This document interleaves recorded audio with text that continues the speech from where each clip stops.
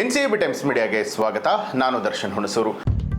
ಉದ್ಯಮಿ ಸಿಜೆ ರಾಯ್ ಮೊಬೈಲ್ನಲ್ಲಿದ್ದ death secret ರಿಕವರಿಗಾಗಿ ಸಿಐಡಿ ಸೈಬರ್ ಸೆಲ್ಗೆ ರವಾನೆ. ಉದ್ಯಮಿ ಸಿಜೆ ರಾಯ್ ಆತ್ಮಹತ್ಯೆಗೂ ಮುನ್ನ ಯಾರ ಜೊತೆಗಾದರೂ ಮಾತನಾಡಿದ್ರ ಅಥವಾ ಯಾರಿಗಾದರೂ ಮೆಸೇಜ್ ಅನ್ನ ಕಳುಹಿಸಿದ್ರ ಅಂತ ಹೇಳಿ ಪೊಲೀಸರು ಪರಿಶೀಲನೆಯನ್ನ ನಡೆಸ್ತಾ ಇದ್ದು ಮೊಬೈಲ್ ಅನ್ನ ಸಿಐಡಿ ಸೈಬರ್ ಸೆಲ್ಗೆ ರವಾನೆಗಾಗಿ ಕಳುಹಿಸಿಕೊಡಲಾಗಿದೆ. ಕಾನ್ಫಿಡೆಂಟ್ ಗ್ರೂಪ್ ಮ್ಯಾನೇಜಿಂಗ್ ಡೈರೆಕ್ಟರ್ ದೂರಿನಲ್ಲಿ ತಿಳಿಸಿರುವಂತೆ ಆತ್ಮಹತ್ಯೆಗೂ ಮುನ್ನ ತಾಯಿ ಜೊತೆ ಮಾತನಾಡಬೇಕು ಅಂತ ಹೇಳಿ ರಾಯ್ ಅವರು ತಿಳಿಸಿದ್ರು.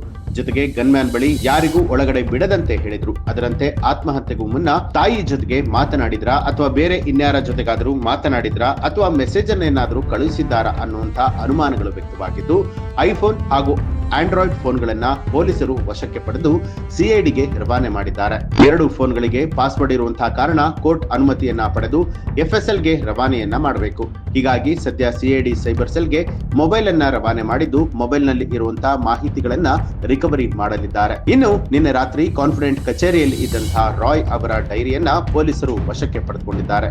ಡೈರಿಯಲ್ಲಿ ಕೆಲ ನಟಿಯರು, ಮಾಡೆಲ್ಗಳು ಹಾಗೂ ರಾಜಕಾರಣಿಗಳ ಹೆಸರುಗಳು ಪತ್ತೆಯಾಗಿದ್ದು ಯಾವ ಕಾರಣಕ್ಕಾಗಿ ಇದೆಲ್ಲವನ್ನ ಬರೆದಿದ್ದಾರೆ, ಬರೀ ಇವೆಂಟ್ ವಿಚಾರಕ್ಕ ಅಥವಾ ಬೇರೆ ವಿಚಾರ ಏನಾದ್ರೂ ಇದೆಯಾ ಅಂತ ಹೇಳಿ.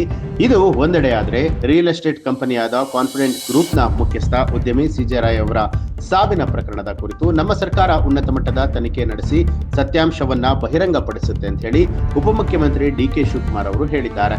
ಈ ಕುರಿತು ಮಾಧ್ಯಮಗಳ ಜೊತೆಯಲ್ಲಿ ಮಾತನಾಡಿದಂತಹ ಅವರು, ಅಧಿಕಾರಿಗಳು ಪ್ರಶ್ನೆಗಳನ್ನ ಕೇಳುವಾಗ ರಾಯ್ ಅವರು 5 ನಿಮಿಷ ಸಮಯ ಕೊಡಿ ಅಂತ ಹೇಳಿ ಹೋಗಿ ಆತ್ಮಹತ್ಯೆಯನ್ನ ಮಾಡಿಕೊಂಡಿದ್ದಾರೆ ಅನ್ನುವಂತ ಮಾಹಿತಿ ಬಂದಿದೆ. ರಾಯ್ ಅವರ ವಿಚಾರಣೆಗಾಗಿ ಕೇರಳದಿಂದ ಬಂದಂತಹ ತಂಡ ಮಾಹಿತಿಯನ್ನ ಕೇಳ್ತಾ ಇತ್ತು. ಆತ್ಮಹತ್ಯೆ ಬಗ್ಗೆ ದೆಹಲಿಯಿಂದಲೂ ಕೂಡ ವರದಿ ಕೇಳಿದ್ದು ಈ ಬಗ್ಗೆ ರಾಜ್ಯ ಸರ್ಕಾರ ಉನ್ನತ ಮಟ್ಟದ ತನಿಖೆಯನ್ನ ನಡೆಸುತ್ತೆ.